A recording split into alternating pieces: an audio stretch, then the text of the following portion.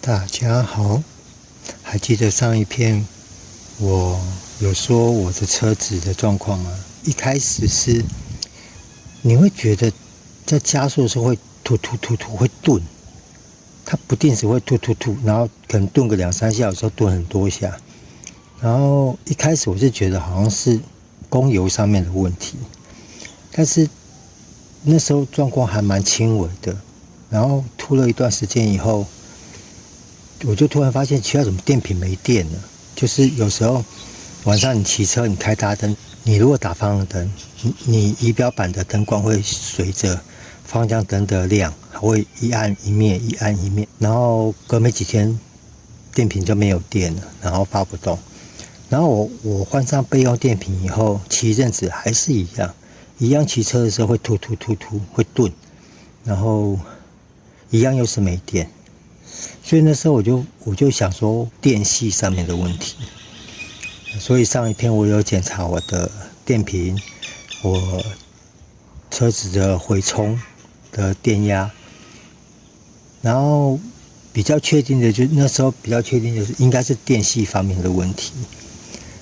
电系方面要么就 CDI， 要么就整流器，要么就电盘。但是 CDI 如果坏掉的话，应该是车连发都发不动，然后应该不会影响到回充。所以在上一片整个测量检修以后，我是锁定电盘或整流器。最后就是在测电盘直接，因为进站它是3项发电，所以那时候我直接就是测量电盘的输出，然后输出很低，它直流，因为我电表有点问题啦，所以直流可能只有4而已。我们假设是4伏特好了，那量电瓶端的回充，它只有1伏特左右，1伏特多一点，可能你在骑乘的时候会高一点点，但是还是很低。所以最后是锁定应该是电盘上面的问题。那今天你们已经看到我已经拆成这样子了。拆电盘的方式会因车而异啦，但是基本上是大同小异。因为目前的塑胶车就是速克达型的车，它的电盘都设计在右边。然后电盘基本上有2种配置，一种是干式的。干式的话，你只要把侧边这个护盖拔掉，那个电盘风扇拔掉，你就可以更换了。但是还有一种是内置式的，它是装在 case 里面，它是跟曲轴装在一起，它是泡在机油里面。有人说那种寿命会比较长啊，因为毕竟它有机油的散热跟润滑。但是那种电盘如果出问题的话，很麻烦，你必须下引擎，整个 case 拔掉，你才能换到它。那因为我的车是干式的，所以就外露式的，所以我就大致的讲一下干式跟湿式的差别。然后以进站来讲好了，像我的风扇外盖有1、2、3、4、5、6，有3颗10号的，然后3颗10字的。这个的话，在拆卸的时候，可能你们就要稍微注意，因为可能在装在车上的时候，有些像这一支，它会被一个管子挡住，你管子要退一下，然后这一支会被排气管这边挡住，所以你可能要拿套筒的，先把它放松，然后再来处理。那以进站的电盘来讲的话，电盘风扇它是4颗8号的，所以这4颗8号也要拆掉。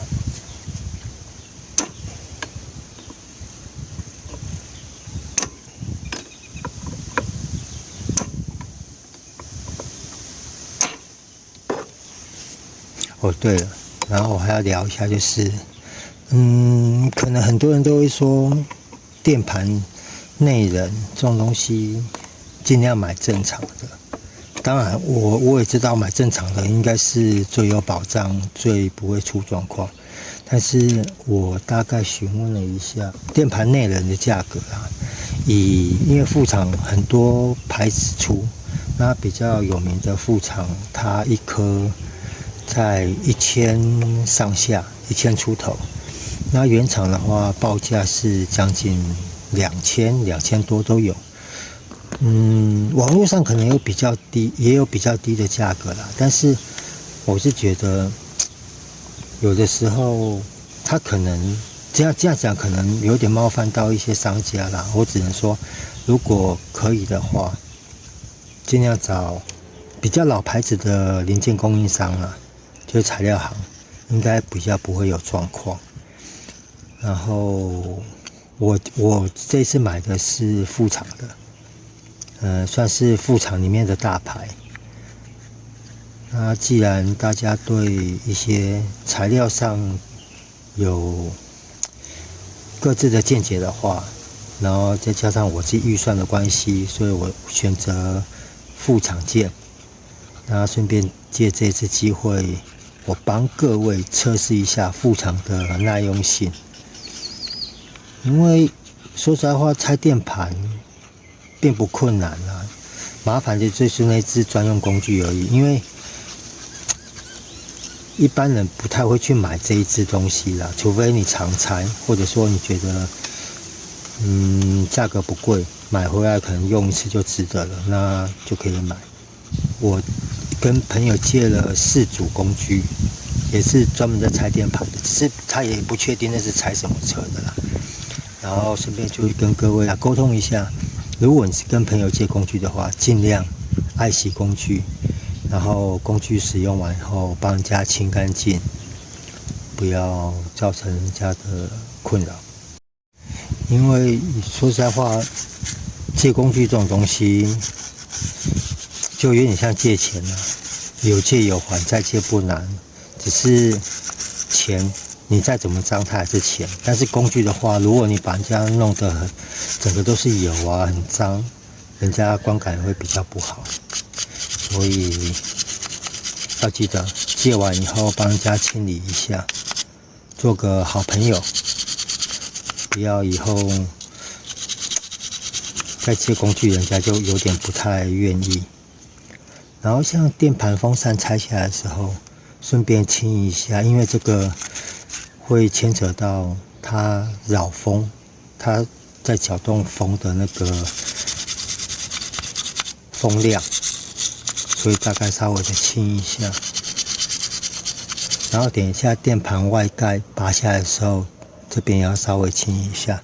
然后再来就是工具的准备上，因为每台车工具不一样啊，所以我大致就是以进站为例子，可能10号的开口扳手、梅花扳手10号的，然后8号的踢杆、10号的踢杆、十字螺丝起子，然后17号的套筒要转中间这边，然后气动工具或电动冲击起子都可以，然后刷子啊，一些要清洁的用品，这个可能就每个人看你手边的工具方便啦。然后最重要的就是这一支在拆电盘外盖的这个工具，这一支最重要，你没有这一支你也没办法拆。然后这一支是我自己的，我拆什么车的我真是忘记了。然后我跟朋友借了3组，也是类似这一种的。然后拆什么车的他也忘记了。然后1组万用的，万用的话它就是锁4个。我等一下如果有拆到，我再跟各位介绍。然后当17的螺丝打下来以后，里面有一个垫片，金属垫片，那个要拿出来，所以里面这个要记得拿一个小磁铁，像这种，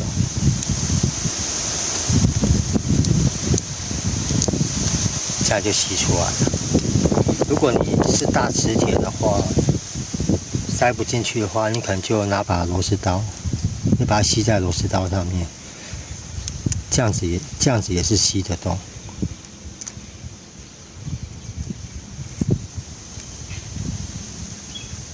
有没有？这样也是可以把它吸出来，只是你如果离太远的话，它吸力会比较弱一点，还是吸得出来，就这样吸。如果你的磁铁塞不进去的话，就这样吸出来，这样就好了。然后拆电盘的专用工具要进去之前，要记得这个螺牙要稍微清一下，轻轻的。像我是拿锯板这个，所以我只能轻轻的清。你要把牙清干净，要不然可能牙进去的时候会伤到。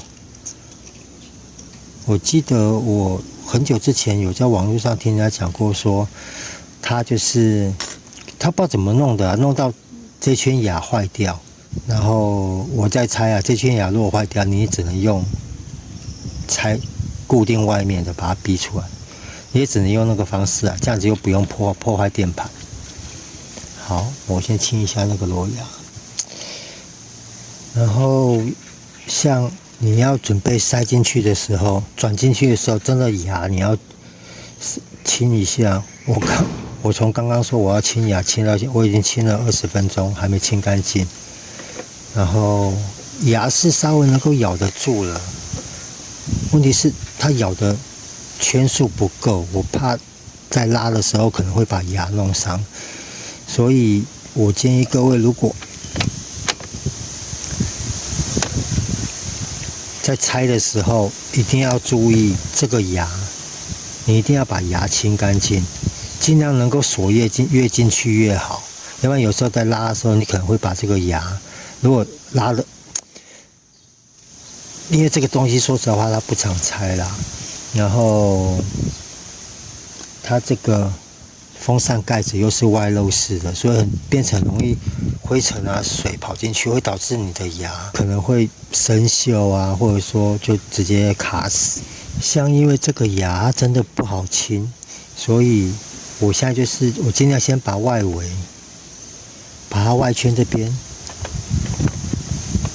我把它外圈的牙稍微清干净一点后，先锁进去，能够锁多少算多少，然后锁一下退出来，喷点那个润滑剂，然后再锁进去，再退出来，就是希望螺牙在进去的时候，能够稍微把脏东西、生锈稍微剔除掉，就牙才能慢慢的进去，这样子是最保险的方式，不要说锁不进去就拿工具啊或什么硬锁把它锁进去，这个到最后可能会搞到两败俱伤。好了，清完的结果大概可以锁到这边了。它的牙大概这么深，然后可能差个几牙啦，我才差个几牙就可以锁到底。或许里面它本来就有牙子到那边，所以就先这样子弄。至少你不要咬个1-2牙，转个1-2圈你就硬拉，可能会把牙拉坏。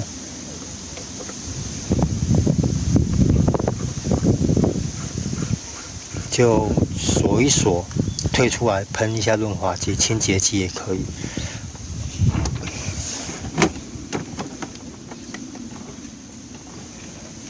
好，锁进去以后，像这些工具在进去的时候，要记得都要喷点润滑油，因为它会承受一些压力。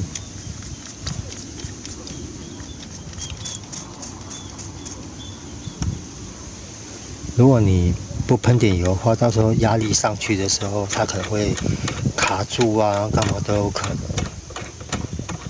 这一颗是逆向反牙，这一颗是顺牙。当我们这一颗锁到底、锁紧以后，然后这一颗锁进去，锁进去以后顶住它。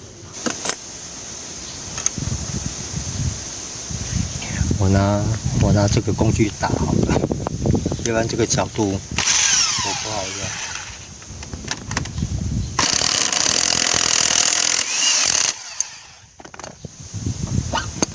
有没有？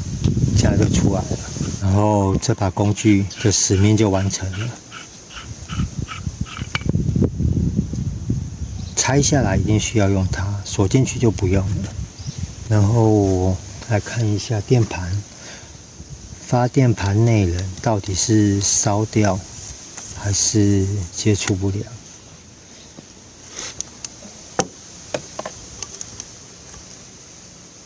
感觉应该是烧掉了，这边黑掉了。我拔下来再给各位看好了。然后拆到这边的时候还有5颗，这边2颗，那边有2颗十字的，这边有3颗十字的。好，稍等一下，我再去换一下工具。然后像拆十字螺丝的话，这种很紧的螺丝，我是准备这种，这个也是冲击起子啊，只是这是手动。这个台语叫哈马罗来吧。那十字的话，像这种十字头，你要选对哦。你不是看说十字就拿下去打，应该可以看到它一个头比较尖，一个头比较平。像这种比较，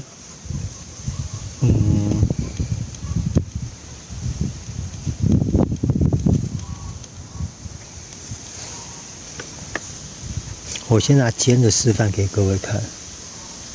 你放进去的时候，你会发现它很松，这样看得到吗？很松。然后我们换这个平头的，它就是专门应付这种比较大的十字螺丝。塞进去以后，你看它的摇晃程度一点点而已，这种摇的比较准。像可能有朋友就可能拿电动的下去打，拿电动的下去打是可以啊，但是你记得你一定要压住，你不压住的话，你打下去可能没有顶住，整个就直接滑掉。然后这个头一定要选对，你拿这种尖的下去打，一定会圆掉，圆掉你就更麻烦。然后要拿这种平头的。